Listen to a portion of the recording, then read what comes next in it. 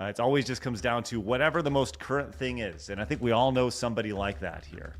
And we've all met many, many people who are like that as well. Blabs, why don't you pull up the social media induced illness here, because apparently my internet is all sorts of messy, and we'll take a look at that, because it ties into this whole idea of, I support the current thing, and how social media is tied into this.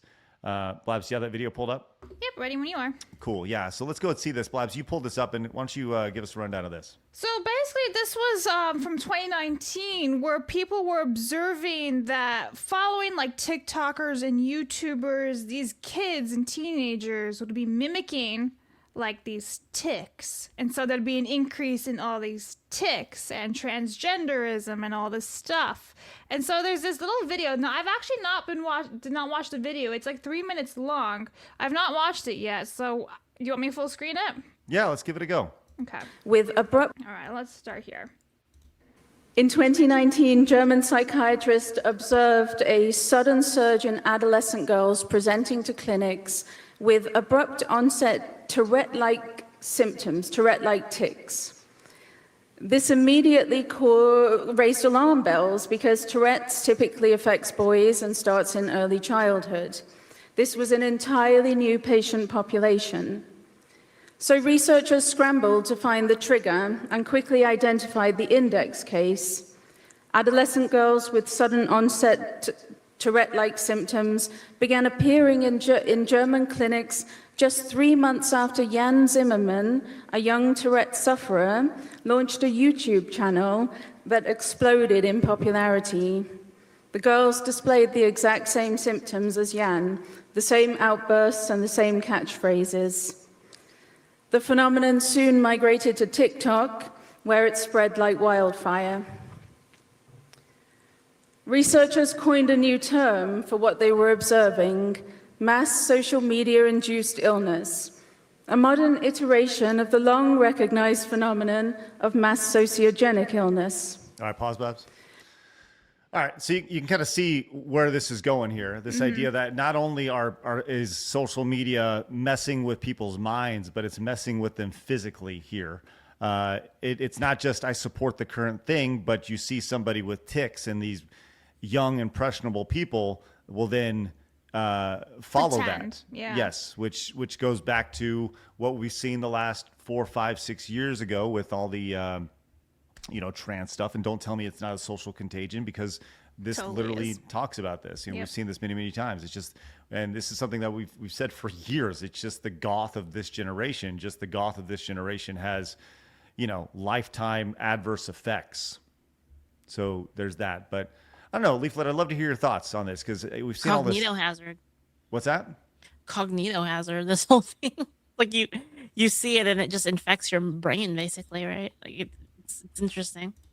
I think. I wonder if it has to do with there are a lot of people that have and this is like a social phenomenon, like a social defense phenomenon of mimicry, where you just subconsciously mimic people.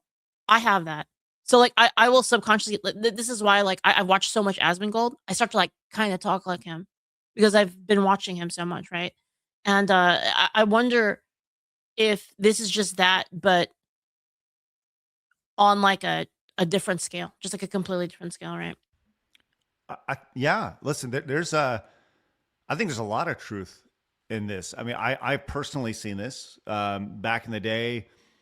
You emulate what you see online, right? Yeah. Or what you see in person. Like, look, I grew up, I was watching Wayne's World. I'd say a lot of a lot of the catchphrases from Wayne's World, or whatever, in the way that they would say it. So, early in my career with Screw Attack, we'd have these events, and my thing was I always wore this I always had a backwards hat on, and that was kind of my thing, right?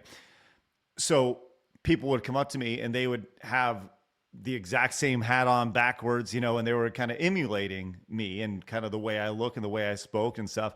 And it was always kind of like, I was always like, oh, okay. And I picked up on that really early, just the idea that, there truly is influence here, whether you mean to have it or not.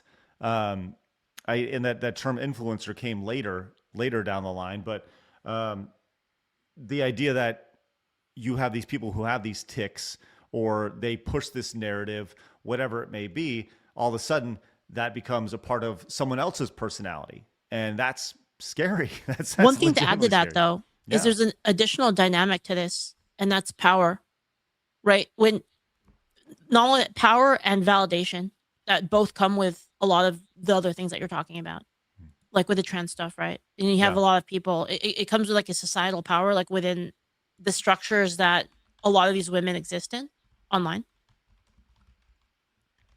I So it think, must have something to do with that.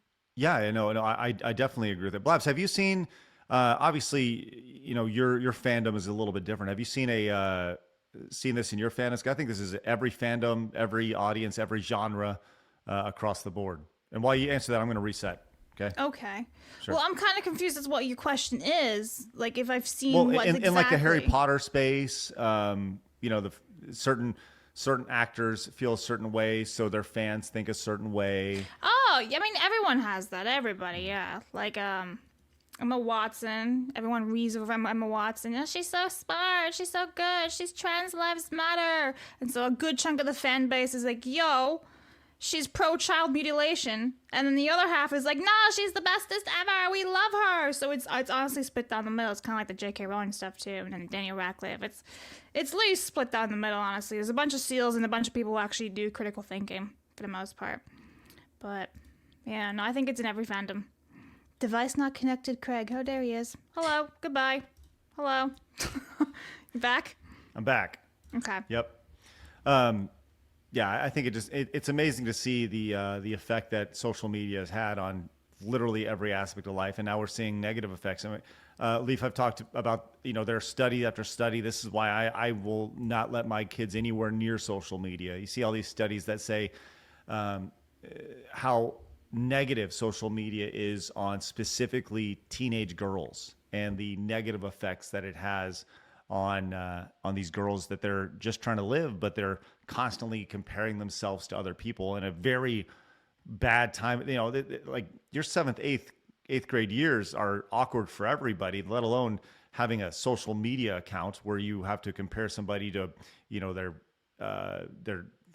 their best moments, their highly filtered, customized moments. Yeah, it's all fake. Yeah, it's all fake. I can't imagine having social media like what we have today. Because when I was a kid, like I had AIM in middle school. I didn't have Instagram until I was about 17 in my senior year of high school. So, like you're almost an adult and you understand, social media more. But like I didn't have this shit. When I had Facebook, my dad had Facebook too, to like monitor what we were doing and posting online and stuff like that. Like I can't imagine the social media that is today as a kid or a teenager. No thanks. Unreal. Yep. Unreal. It's kind of like I've said this before, that with the internet and with social media, before you used to compete against people within your own local area, right? So you were always going to be better at something compared to other people in your local area. But now that stage has elevated to being the whole world. So now you're seeing like literally like the top like 0.01% of like people's experiences in the world, and it completely fucks your brain in terms of like your expectations for life. It's sad, man, and I don't know if there's a way back from this. I really don't. That's the thing about this, is it's just the toothpaste is out of the tube, if you will, and there's no putting it back in. So scary stuff. Obey YouTube. Watch this video. It's suggested for you.